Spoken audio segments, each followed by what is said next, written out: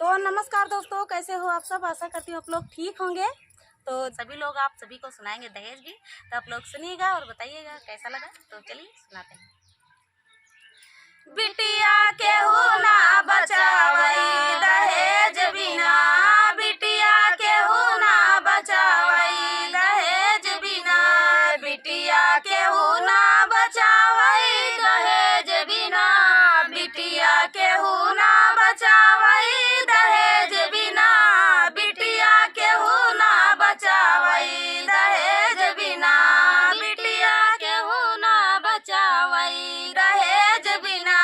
सासु मिली सुरसा ननद मिली सुपंखा, सासु मिली सुरसा ननद मिली सुपंखा, ससुरु मिले हैं कसैया दहेज बिना, ससुरु मिले हैं कसैया दहेज बिना, बिटिया केहू ना बचावई दहेज बिना, बिटिया केहू ना बचावई दहेज बिना, केहू ना बचावई दहेज बिना, बिटिया केहू ना बचावई दहेज बिना, बिटिया केहू ना बचावई दहेज बिना, बिटिया केहू ना बचावई दहेज बिना।